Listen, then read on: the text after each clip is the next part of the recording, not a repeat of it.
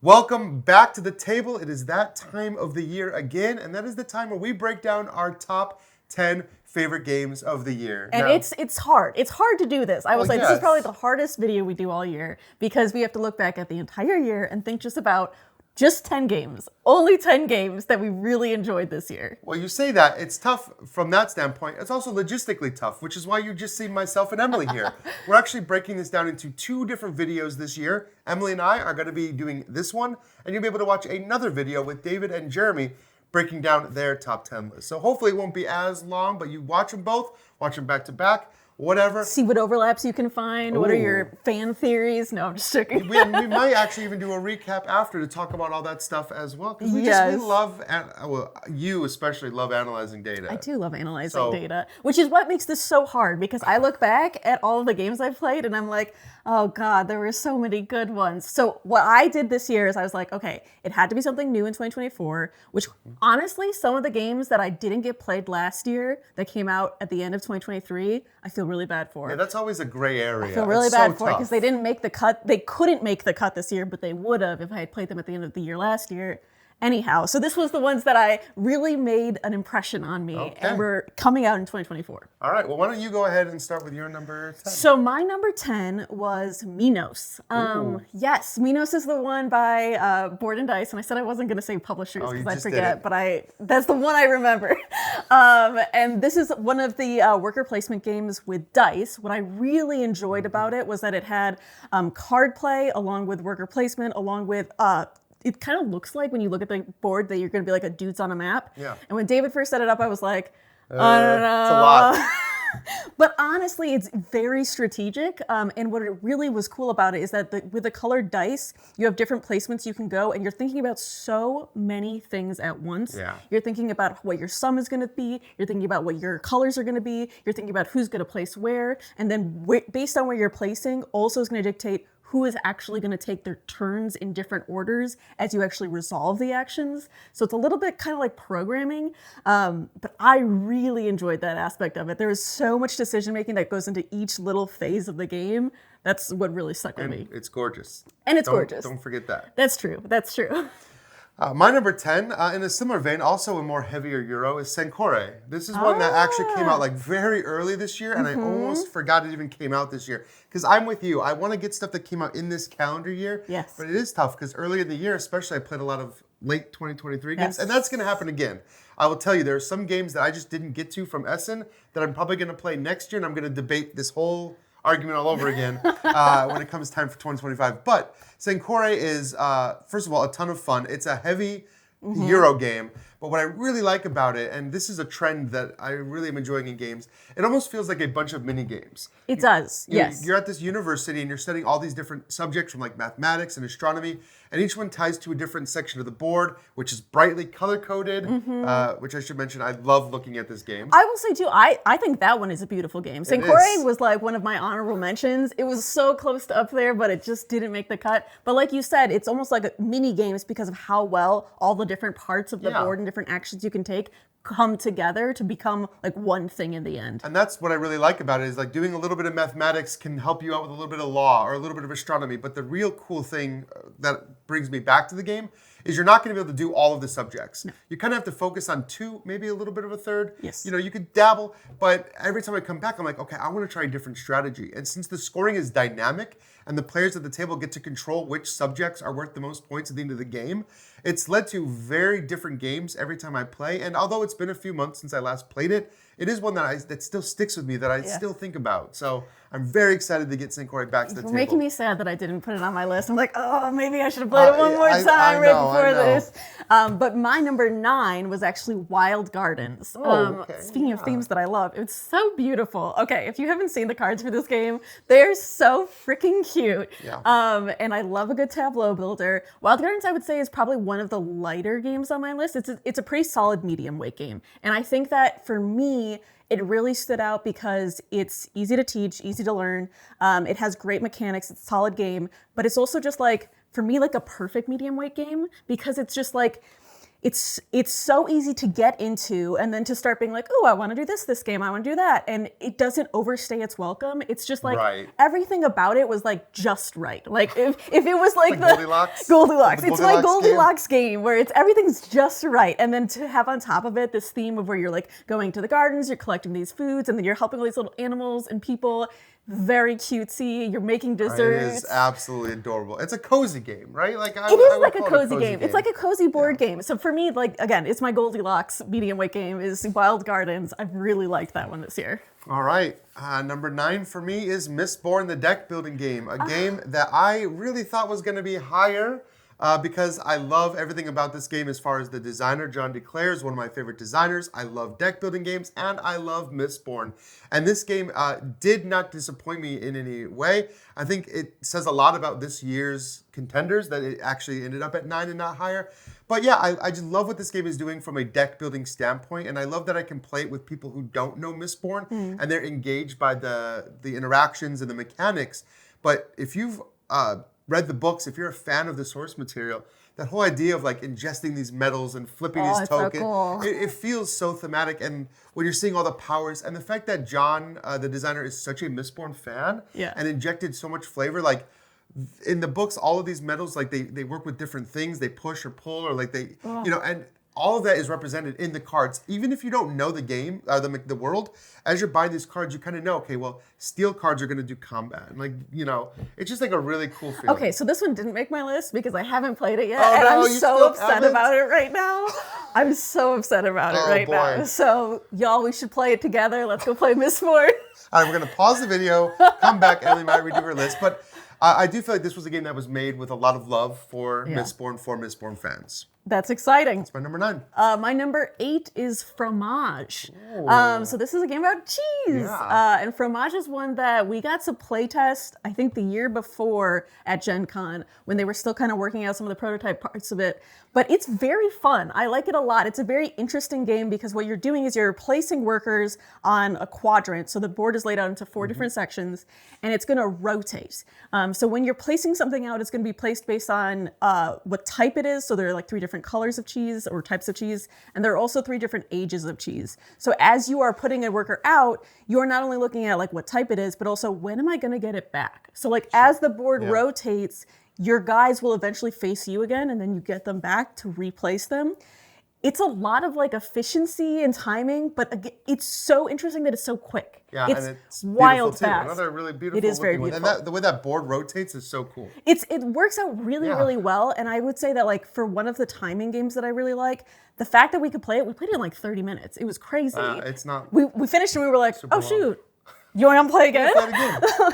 Which I really liked. I haven't played a lot of games like that can make you think a lot, but also just go that fast. And it's such a very different game, different player counts too, which is so interesting too. Because if you play it, it covers up some spaces and like all of the different areas have a different mechanic going on. So you like have area majority, you're like trying to do a set collection, all the different types of things. And it's going to be different, like you said, if you play it at 2 or if you play it at 4. All right, this is 8, right? We're on 8? We're on 8. 8 for me is Slay the Spire. Now, like with Mistborn, I have to admit, I came into it with a little bias. I absolutely love Slay the Spire. And all credit to Contention Games and Gary and everybody, because when this was announced, I was the most skeptical skeptic because I love that game. And what's so cool about Slay the Spire is it does all this stuff with deck building and with card games that like is very hard to replicate in a physical card game because its card values are changing and all this stuff is changing. And I knew they were going to have quite the task, but they brought a lot of love into this game. You can tell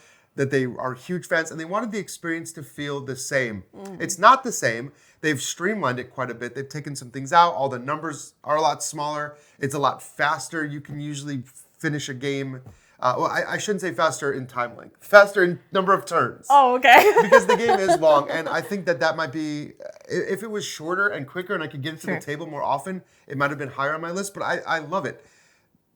That feeling that you get from Slay the Spire of progressing and building that better deck, and then that sense of discovery of when you get to a certain point, opening up new cards and seeing the new cards you have for the next run, it's really, really satisfying. And the fact that now it's co-op and you can actually set up turns to kind of help each other with some of the characters. That's pretty cool.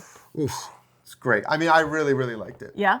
Brian really likes Slay the Spire, but I haven't played this one either this year. This is a good one to get him. There you go. You might really enjoy it. There you go. Okay, so number 7. My number 7 was Galileo Galilei. Ooh, okay. So we played this on our Essen stream, and I really enjoyed it. It's basically... I thought you were going to say you really crushed us, because you also did. I don't remember that part, so maybe that happened or maybe not. Who could say? I really enjoyed it though. It's a lot of fun, and the turns about it were just so smooth. This is what I really like in a Euro nowadays, is if I feel like I can play it and just feel like everything comes together really nicely, really smoothly. There's nothing that's like kind of wonky or like, wait, what does this do again? Or what does that do? Because nowadays there's so many options for Euros that it's like, So many. okay, I can take 45 minutes and learn a new one, but like, I just want to sit down and play something that plays well, right? Like when I get into it, I can just like really get into the mindset and be like, okay, now I know what I'm doing. I'm going to go through it. And that's how I felt in this game. It had that interesting action selection with the telescope. Right, that's my favorite part. Where you're moving it like 1 to 3 spaces and then moving it around. And you're really thinking about like, how am I going to put all my pieces together to like, look at something in the sky and then bring a book down and then bring the asteroids. And I enjoyed it a lot, and I was able to do different strategies between different games. So for me, those are the big things where I'm like, okay, I came away from the table wanting to play it again, and I did play it again, and I still really wanted to play it again. That's the sign for me. Me too. I'm glad you brought it up, because I didn't make my list for reasons I will talk about later. But I still really, really loved it, so I'm glad that we got to talk about it on here. So number 7 for me is Black Forest. This is the new edition from Capstone Games, and I really liked what they've done with what was originally Glass Road.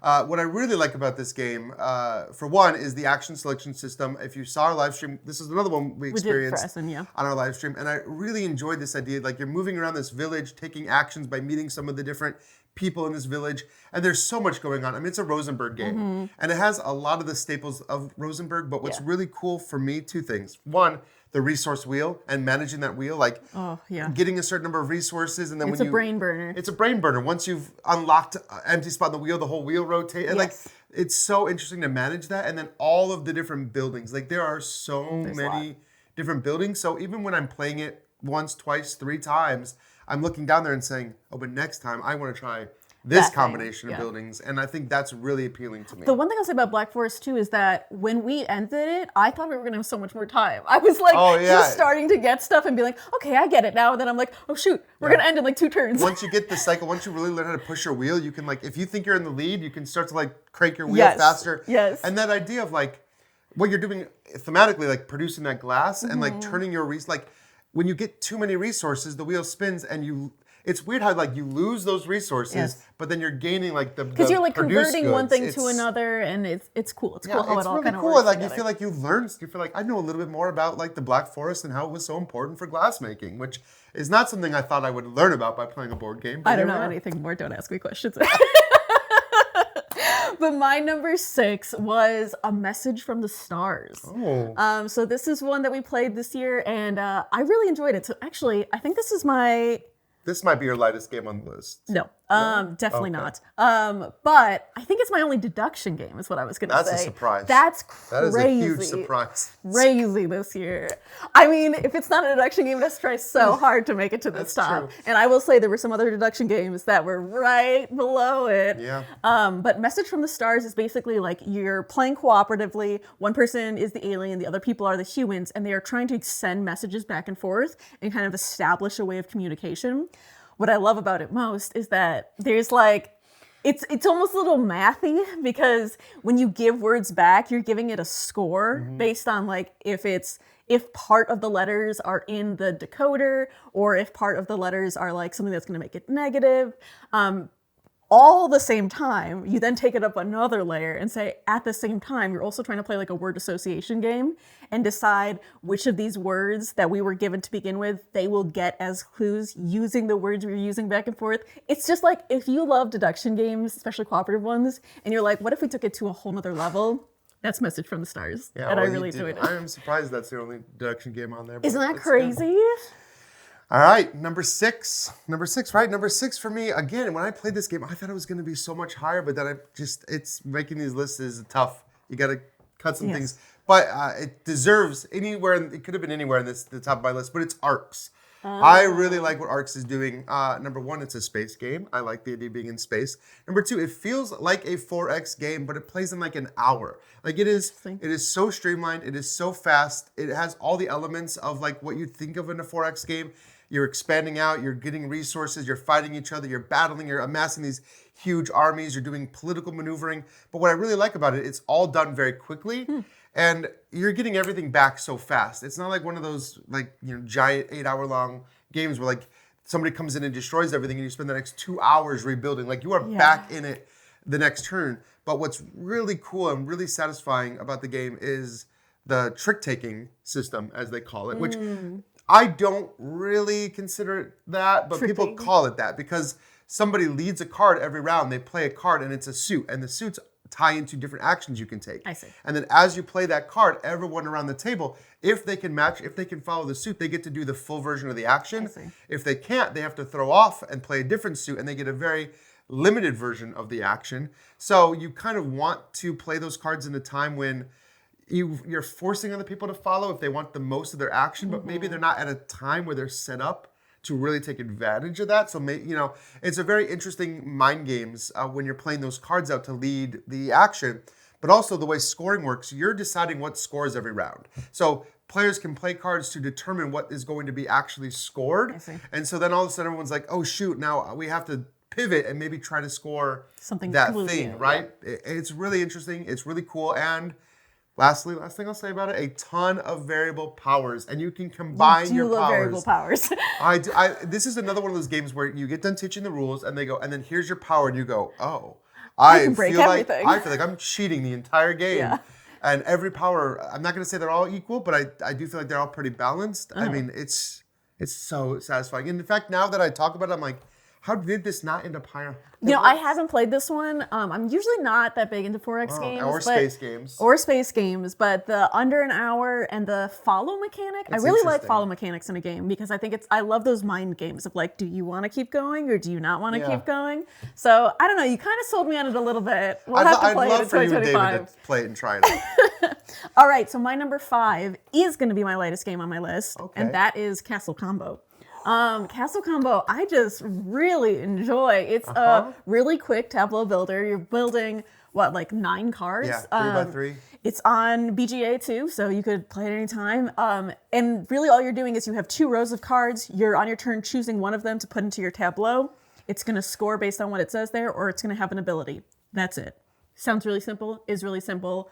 I love how these cards come together. I love the fact that I've played it so many times this year, and each time I can try like a slightly different strategy or a completely different strategy and still feel like really rewarded at the end. Even if you don't win, you're still like, ha, I pulled it off. I did the thing that I was trying to do, and I did it well. And I just really like playing it. I agree. I think it's my go-to shorter game right now. So like I said, when we finished Fromage, we finished it really quickly. We were like, let's just do a couple rounds of Castle Combo now. Yeah, and you mentioned BGA. Like that's a game that I'll pop in and play. And if I got 20 minutes before a meeting, I'll pop in and play BGA.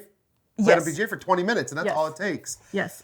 It was so close. It was in my actual top 12. I don't know how this hasn't made people's list because Castle Combo, I just like it. I'm just infatuated with it. Well, when you get done with my list, you'll see. I had a hard time bumping anything I've talked about so far. For Castle Combo. I think you've made a mistake. It was very close. All right. Number 5 for me, we're into the top 5 now. 5 is Lord of the Rings, Duel for Middle-earth.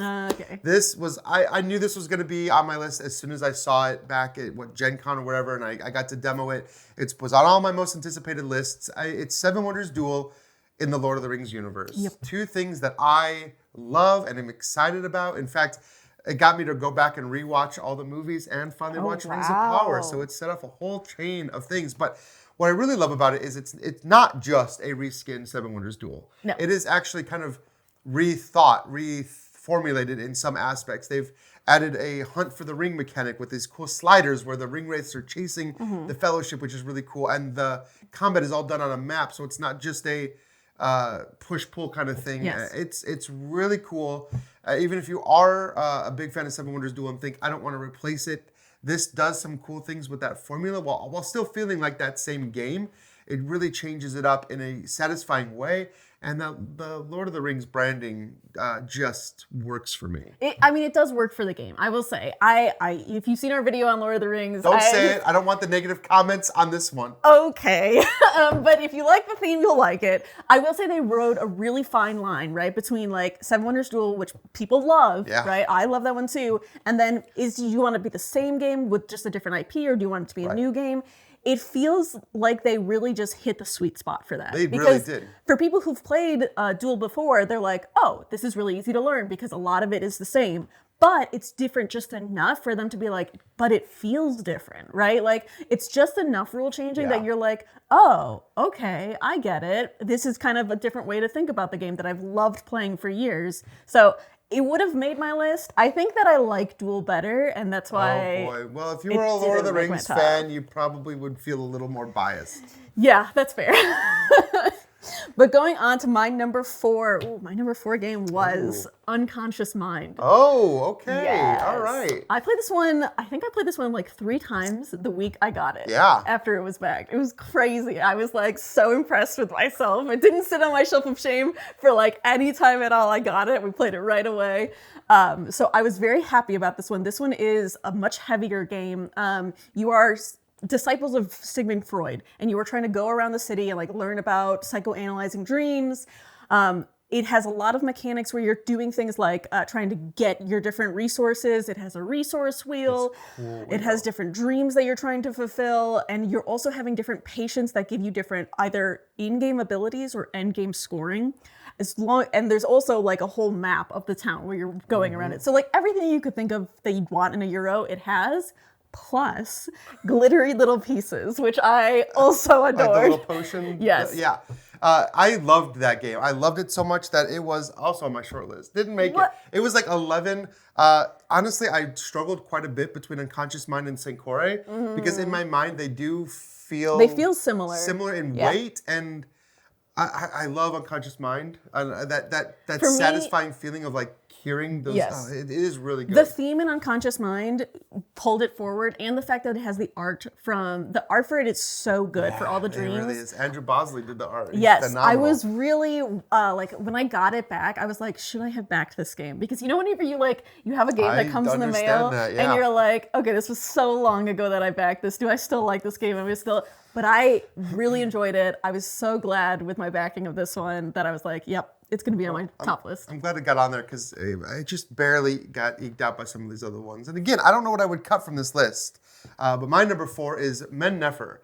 This, oh my gosh, this game is so satisfying. You want to talk about a game that feels like a lot of little mini games that are kind of connected? This is the game. It's set in ancient Egypt, so you're doing a lot of the things that you'd expect to do in ancient Egypt. You are worshiping with your priestesses. You're building different pyramids. You are putting up sphinxes. You're entombing mummies. Like, it is very thematic. In fact, they have a whole thing in the book about how they were inspired by the real process of how these things are done. But the action selection system is so unique. Each type of action, or each section, or each mini game, if you want to call it, has a different row. And when you're placing your worker, you're triggering an ability that's tied to your worker on these little action tiles that are cycling. So you're always drafting new action tiles. So every time you place your worker, you're doing a worker action. And then when you're moving your worker over, you're taking the action of the row that interacts with one of those different little mini games.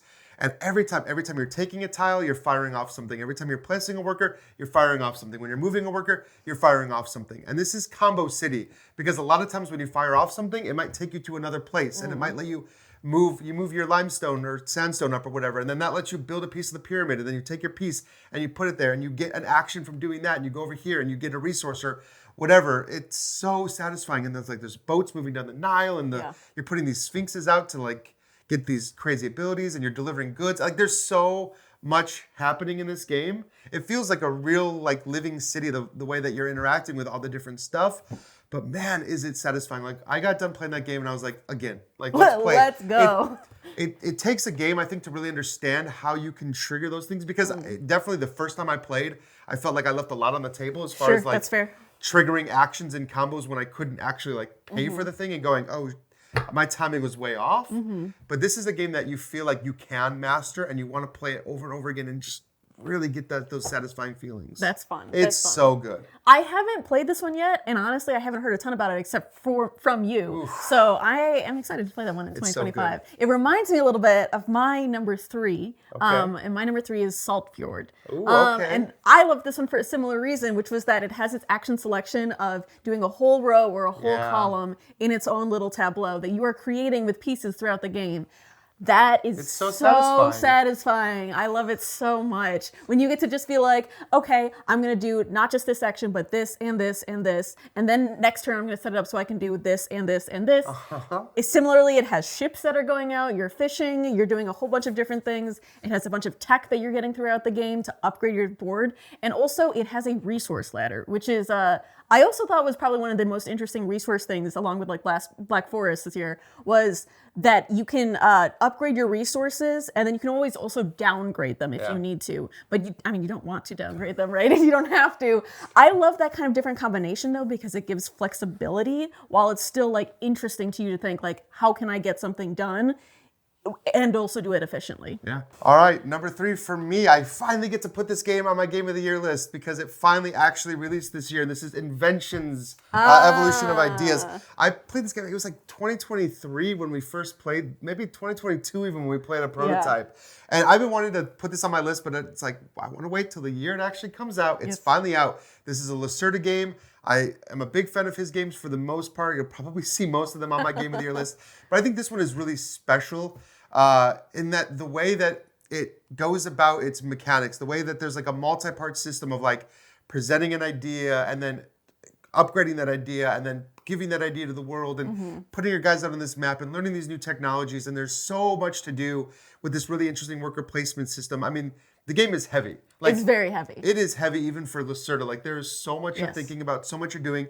It takes up this entire table. You've got a giant player board where you're putting all these tiles that give you bonuses. Like there is a lot happening here, but for me, in traditional Lacerda fashion, once you kind of understand how it works, you can look at it and see, okay, I've figured out the path I need to take. Because you can back into things. You can say, well, I really want to take this action, but if I go over here and do this action, I get a bonus, and then I get to combo into this action that gives me the action I was originally trying to take. And when you figure those things out, like you feel like well, a and what was genius. really cool about this one was that when you're chaining actions, you literally have a chaining thing. that So you is- can that literally helps. put your token on it and be like, wait, what did you do this turn? Oh, I did this, which chained to this, which chained to this, which chained to this. It's really You're like, how did you? satisfying. That's crazy how you did all that in one turn. But I do feel like it really builds to that at the end. Yeah. It is, I would say, one of the ones where at the beginning you're kind of like, how do I get this cycle going, right? Where you're kind of like, Sure, how especially do your I, first game. How do I even start where this is at? And so when you know what the cycle is, you can kind of enter at any point and be like, okay, let's get this thing going.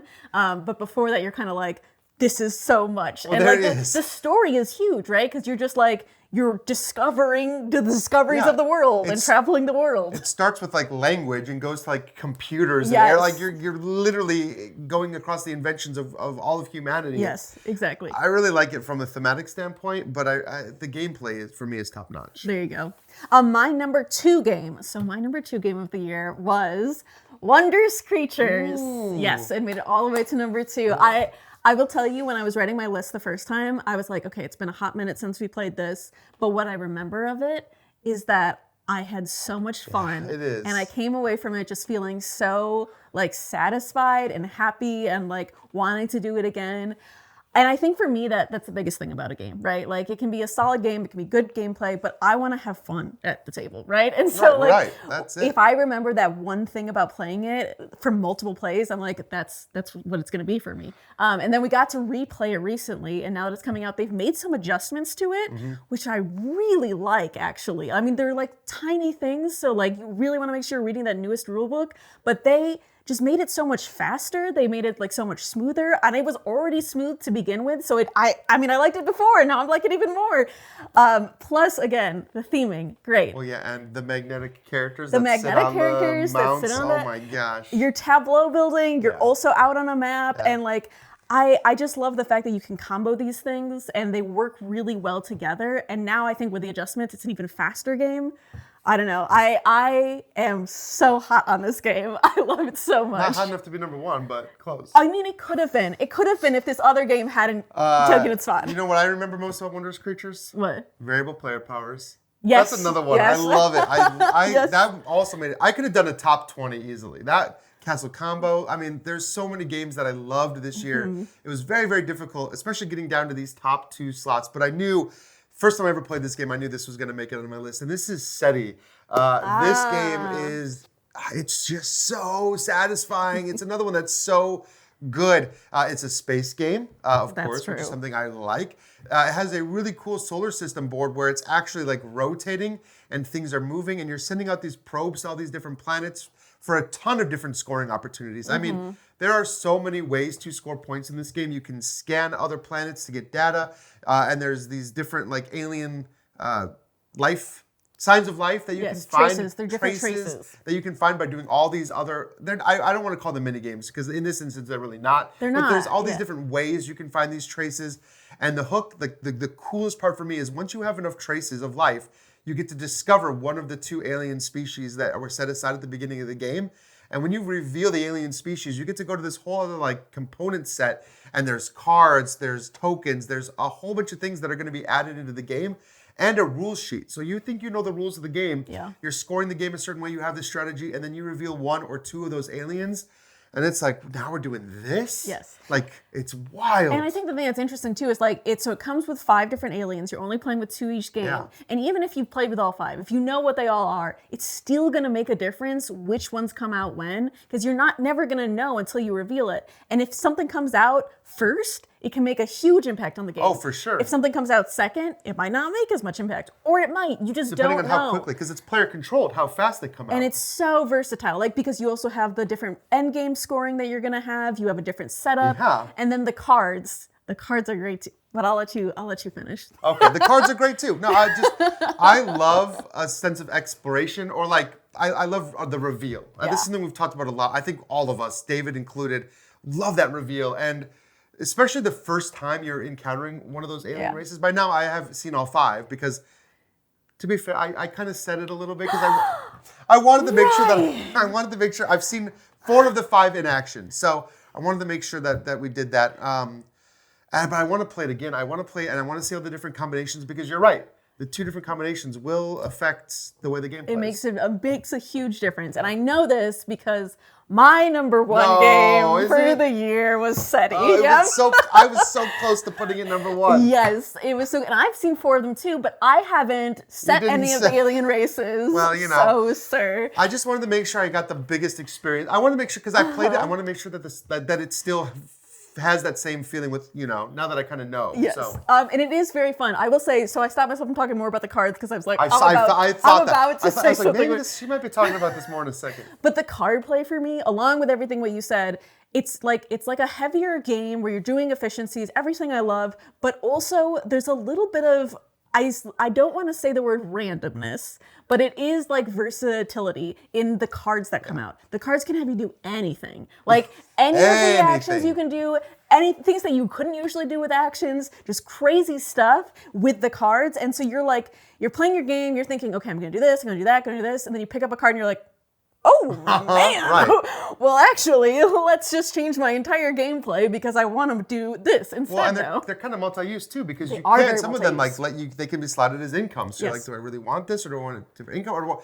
you have to discard cards to pay for other things. So Yes. you're like really weighing those. And you didn't mention, or we didn't mention, when you flip over the alien races, a lot of them have new cards They that do, get introduced. exactly. And those will sometimes come in your hand, or sometimes not. Sometimes they'll serve. And a they have new different mechanics purpose. too, Yeah. so that you're like, oh my gosh, now I want to do this thing and I want to do this thing. It's so much going on at once. And I'll say too, from my different plays, I have played completely different strategies. One of the times I played where I didn't launch a single probe the entire game, which is like a main thing in a space game, right? You launch something into space. I didn't launch anything into space and I was still able to pull off a victory. Like, to me, that's a game that you can do a lot of different things for a lot of different paths to victory. Yeah, SETI for me almost was my number 1, and this is why Galileo didn't quite make it. It was same designer, and I had Yes. them both on there first, and I was like, I like SETI more. Not that that's really fair to Galileo, but That's again, not fair. Again, if I was I to make a put both top of them on. 20, I would have had Galileo on. It If was they're a so good close. designer, they're a good designer. What are you going to do? Look, if it wasn't for my number 1 game, SETI would have been number 1. Galileo might have been been on there, but my number one game of the year, Star Wars Unlimited. This game took me completely by storm. Every other game I was playing, I was still kind of playing Magic Online. Arena, I'd gotten into Lorcana. Okay. Completely forgotten. Now, it's a little bit of a cheat because this technically came out at the very end of the last year, but we really didn't start getting organized play. We didn't start getting like the set support, so it's very difficult to tell for a TCG like after the first set. But now we've had 3 sets come out over the past year, and they have upped the game significantly. I love it so much. I am all in on it. I am buying boxes galore. We've been doing, if you haven't been watching, we've been doing some live streams of it. They've been sending us some awesome packages for the new sets that are a lot of fun. The 4th set's coming out. It's like, I could talk about this game forever. And in fact, Nelson and you've seen Nelson on the channel, we've been playing a league that we're going to be posting videos of our matches onto the channel. So just stay tuned to MVM so you can watch Nelson and I.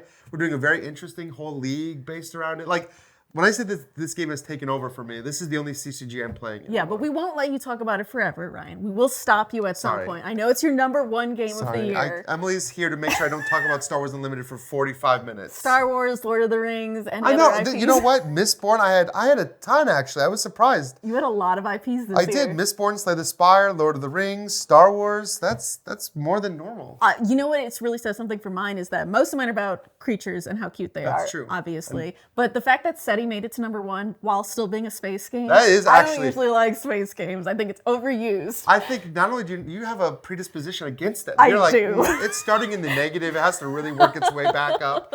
I said before we did this video, I said I thought we're probably going to have at least one crossover, and that was the one I thought, because I thought you really liked SETI. I really like SETI. But tell us in the comments below, what were your top 10 games of the year? And make sure to check out Jeremy and David's top 10 as well, see if they had any overlaps with us. But until next time, make sure everyone has fun at the table, and we'll see you then. Yeah, have a happy new year.